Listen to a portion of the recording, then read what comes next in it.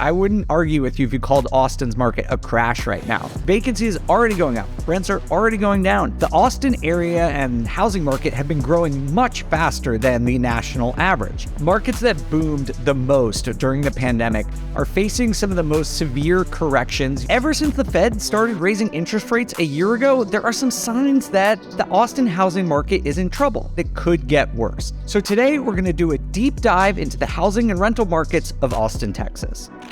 I picked Austin as the place to analyze this week because it is a perfect representation of a dynamic that is going on nationwide throughout the country. Austin is not alone in this dynamic. So I just want to say this is sort of a representation of several other cities, which I'll name in a little bit. So the first chart we're going to take a look at here is the median sale price in Austin. And as you can see, the growth from 2020 to the middle of 2022 was insane. People talk about charts hockey sticking, quote unquote. That is what you call a hockey stick chart because it just absolutely skyrocketed.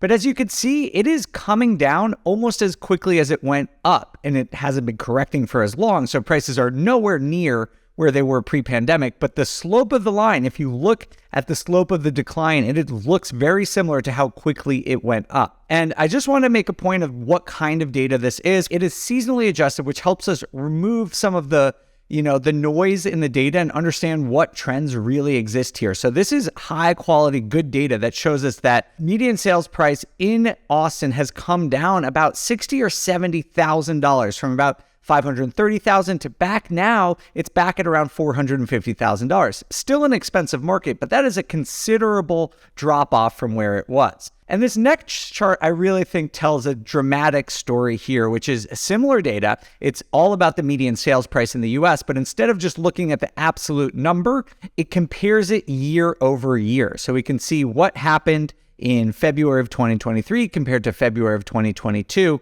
And what you'll see here is a really telling story about the Austin market.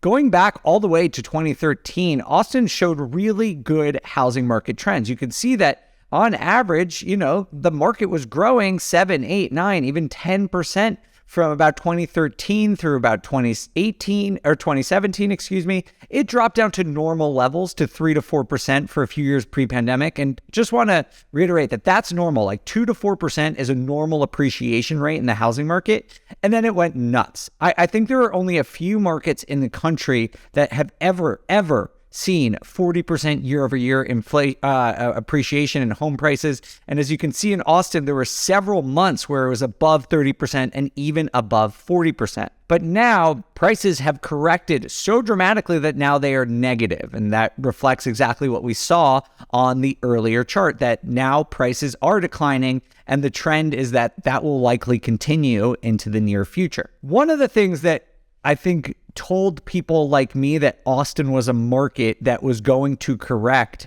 more than others is inventory. And I talk about this a lot, but I want to show this chart because I think it's really telling and can help you figure out how to analyze your market, do this type of analysis for yourself. Inventory is a great measure of supply and demand. It helps you understand not just how many listings are coming onto the market, but also how quickly they are coming off the market. And from this chart, you can see that during the pandemic years, just like everywhere else, inventory was extremely low.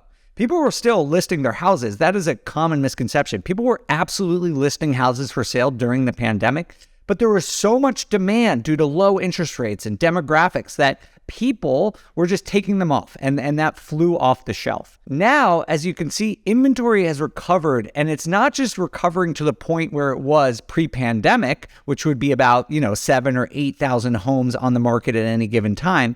Now it has skyrocketed. It's up to about 13,000. So it is almost double what it was pre-pandemic. And that to me is a really risky sign. A lot of us who look at this kind of data have known for a few months that Austin was probably going to be one of the markets that got hit hardest because of this changing dynamic and that inventory was exploding in such a dramatic way. And if you're curious, inventory is going up across the US, but not like this. It's gone up relatively. So if you compare inventory now to a year ago, it's gone up a lot, probably 50%, which sounds like a lot, but inventory on a national level is still well below pre-pandemic levels, which is preventing the housing market from crashing. It is in a correction for sure, but it is not crashing on a national level. On the other hand, when you look at Austin and you see that inventory is almost double where it was pre-pandemic, to me, that looks like a crash situation only for this specific market. I'm just talking about Austin. The last chart I want to show you from the residential side of things is just days on market. And this, we'll come back to this in a minute. But as you can see, days on market was just a measure of how long a property on average sits on the market before going under contract, is now at like 65 days, which is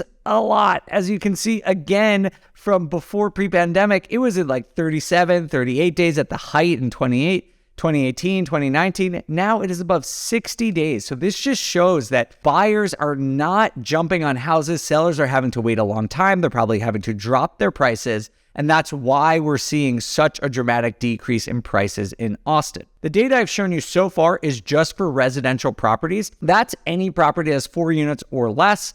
Anything that has 5 units or above is considered commercial. And I'm going to show you a couple of different charts here that I think are really telling about Austin and make me worried about the next few years for Austin. Because when we looked at the commercial data, the residential data, that just tells us what's going on right now. It's not really forward-looking. Some of this commercial data that I'm going to show you is forward-looking. So check this out. First of all, this comes from CoStar, and they provide really good commercial data, but they also provide forecasts based on tons of economic data. And the first thing I want you to see here is that rent in Austin has stopped growing and is actually declining since the beginning of 2022. And CoStar, take these things with a grain of salt. Forecasts are really difficult to do, but they are forecasting that rent is going to keep going down for the next 2 or 3 years. And vacancy, which is that orange line, is going to spike up to more than 13%. And again, this is just for commercial properties, not for single family homes or duplexes. But large multifamilies, they're expecting a huge increase in vacancy up to 13 or 14%.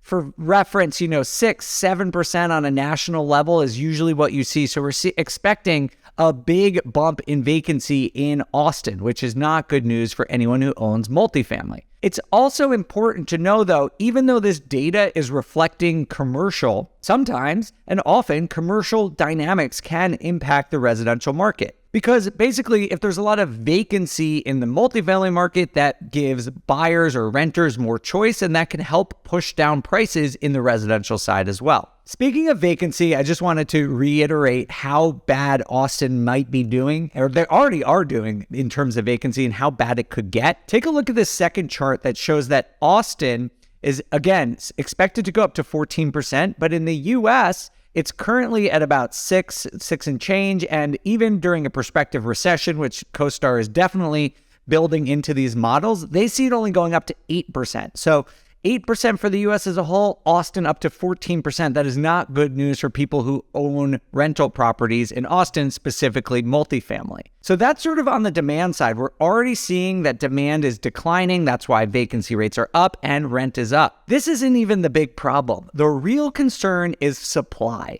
I'm going to read from CoStar's report about Austin. I'm going to read to you a quick sentence that I think sums it up purposely. Robust, and I quote, "Robust demand is being overshadowed by the metro's significant supply pipeline. With 16% of the market's existing supply underway, basically in Austin, they're adding 16% more multifamily units, even though vacancy is already up and rent is going down.